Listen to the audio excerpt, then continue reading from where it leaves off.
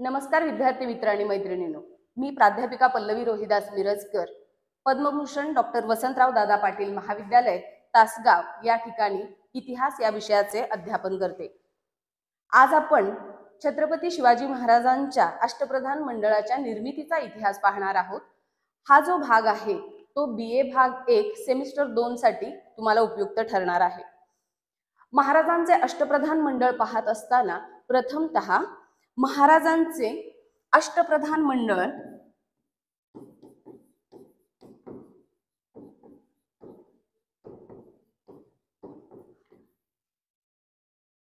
महाराजांच्या अष्टप्रधान मंडळ निर्मितीचा इतिहास आपल्याला प्रथमतः पाहावा लागेल।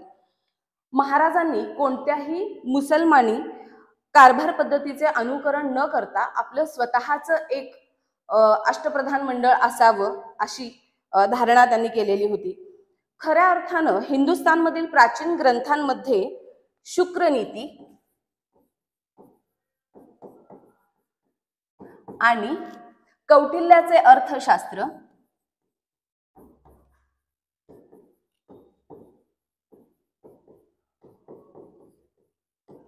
या ग्रंथांचा आधार घेऊन महाराजांनी आपल्याही अष्टप्रधान मंडळाचे स्वरूप कसे असायला पाहिजे याकडे लक्ष दिलेले होते। अष्टप्रधान मंडळाच्या निर्मितीचा इतिहास पाहत असताना एकूणच अष्टप्रधान मंडळातील काही प्रधानांची नियुक्ती ही राज्याभिषेकाच्या पूर्वीच झाली असल्याचे आपल्याला दिसून येते। कारण 1641 ते 1642 हा जो कालखंड आहे या कालखंडामध्ये खऱ्या अर्थाने अष्टप्रधान मंडळाच्या निर्मितीला सुरुवात झालेली होती।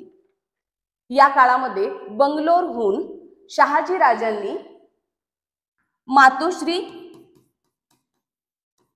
आणि दादोजी कोंडदेव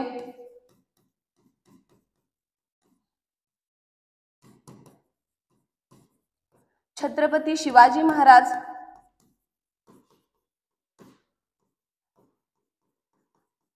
आणि इतर 4 अधिकाऱ्यांना सोबत देऊन त्यांना या ठिकाणी पाठवलेलं होतं। म्हणजे पुणे, सुपे, मावळ आणि इंदापूर या जहागिरीवर त्यांना पाठवलेलं होतं। खऱ्या अर्थाने येथूनच अष्टप्रधान मंडळाच्या निर्मितीला सुरुवात होती। पेशवा म्हणून त्यांच्या सोबत येणारी जी व्यक्ती होती ती व्यक्ती होती शामराव निळकंठ।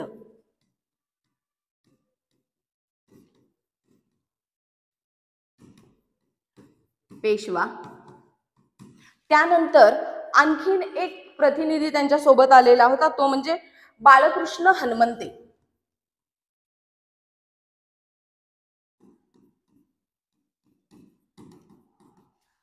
हा जो आहे तो मुजुमदार म्हणून महाराजांच्या सोबत आलेला होता। त्यानंतर तिसरी व्यक्ती जी आलेली आहे ती आहे सोनोपंत,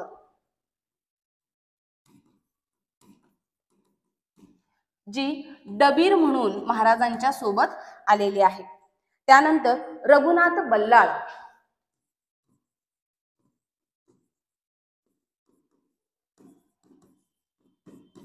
रघुनाथ बल्लाळ यांनी सबनीस या पदावर काम केलेलं होतं।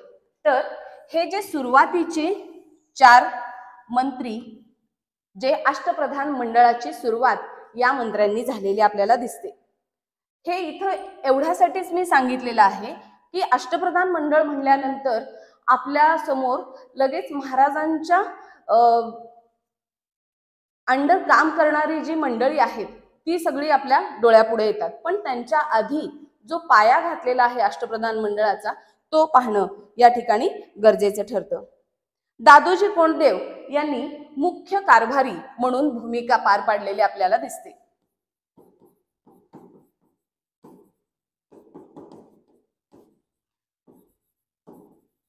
मुख्य कारभारी दादोजी कोंडदेवांची भूमिका स्वराज्याच्या उभारणीमध्ये फार महत्त्वाची आहे, हे आपल्याला विसरून चालणार नाही। पुढे दादोजी कोंडदेवांच्या मृत्यूनंतर म्हणजेच सन 1647 नंतर त्यांच्या जागी सेनापती पद महाराजांनी निर्माण केले आणि हेच सेनापती पद यांच्यानंतर तुकोजी चोर यांच्याकडे आले। तुकोजी चोर यांच्याकडे सेनापती हे पद दिलं. काही कारणास्तव तुकोजी या पदावर जास्त काळ राहू शकले नाही. त्यांना सुद्धा त्या पदावरून महाराजांनी काढून टाकलं आणि त्यांच्या जागी तुकोजी चोर यांच्या जागी मानकोजी दहातोंडे यांची नियुक्ती महाराजांनी केल्याचे दिसून येते.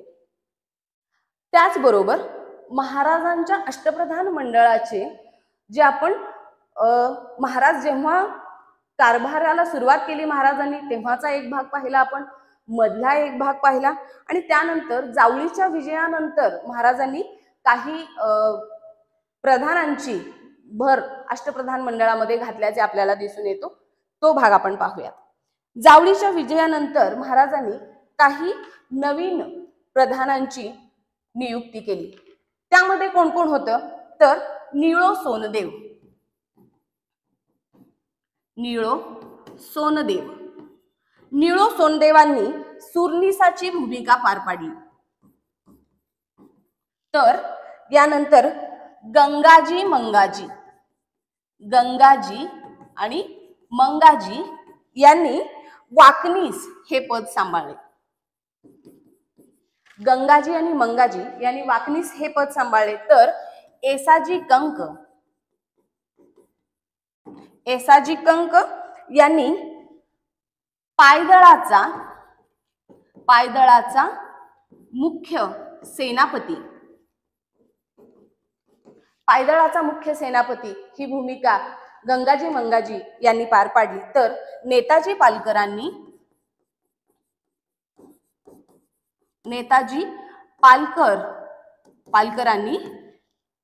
सर्व सैन्यांचा सेनापती,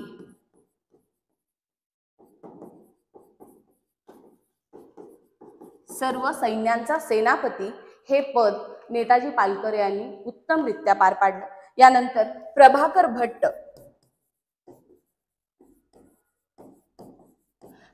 भट्ट यांनी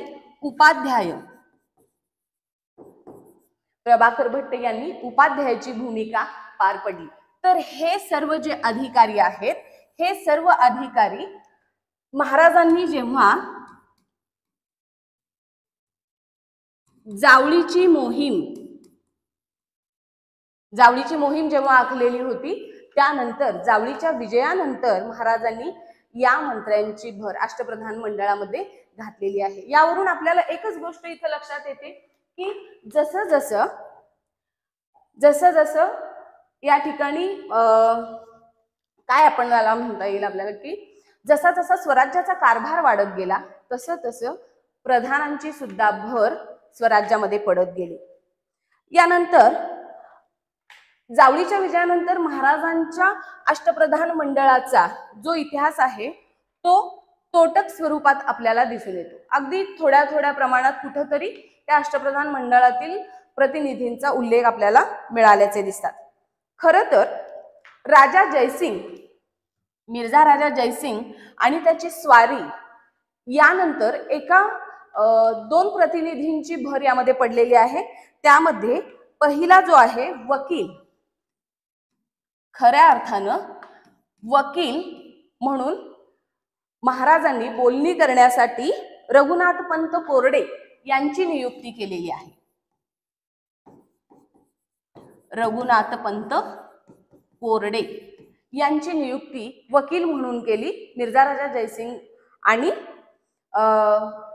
महाराज यांच्यामध्ये बोलण्यासाठी. त्यानंतर पंडितराव म्हणून त्यांनी पाठवलेलं आहे. रघुनाथपंत कोरड्यांना वकील म्हणून त्यांची नियुक्ती केली आणि पंडित म्हणून त्यांना बोलणी करण्यासाठी देखील पाठवलेलं आहे. यावरून आपल्याला असे निदर्शनास येते की 1665 या साली खऱ्या अर्थानं पंडितराव हे पद निर्माण झालेलं असावं.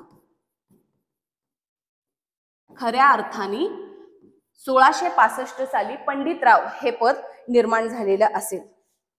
यानंतर 1662 थोडस आपण मागे येऊयात. त्यावेळेस पेशवा म्हणून महाराजांनी महादेव मतिमंत पेशवा म्हणून 1662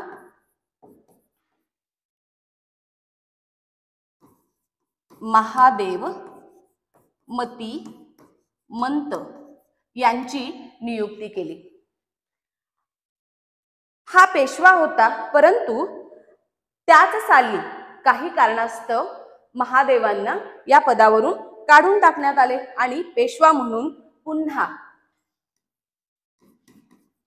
मोरो त्रिंबक यांची नियुक्ती झाली। आणि हेच मोरो त्रिंबक जे शेवटपर्यंत महाराजांच्या मृत्यूपर्यंत महाराजांच्या सोबत ते पेशवा या पदावर कार्यरत होते। पुढे 1668 साली महाराजांनी महत्वाच्या 2 नेमणुका केल्या। त्यामध्ये निळो सोनदेव, त्यानंतर आणखीन एक आनाजी दत्तो, जे आपल्या सर्वांना चांगल्या पद्धतीनं माहीत आहेत। निळो सोनदेव यांनी मुजुमदार हे पद सांभाळलं। तर आनाजी दत्तो यांनी सचिव म्हणजेच सूरनीस हे पद सांभाळलं। याच वेळी प्रधान मंडळातील न्यायाधीशाचे हे पद देखील निर्माण करण्यात आले। न्यायाधीशाचे हे पद निर्माण करण्यात आले आणि या पदाचा कार्यभार सांभाळला तो निराजी रावजी यांनी या पदाचा कार्यभार सांभाळला। याच काळामध्ये वाकनीस पदावर असणारा गंगाजी मंगाजी हा मृत्यू पावला आणि त्याच्या जागी दत्ताजी पंतांची नियुक्ती करण्यात आली। आता हा सर्व इतिहास अष्टप्रधान मंडळाचा आपण पाहिल्यानंतर यावरून एकच गोष्ट आपल्या निदर्शनास येते, ती म्हणजे महाराजांनी जे अष्टप्रधान मंडळ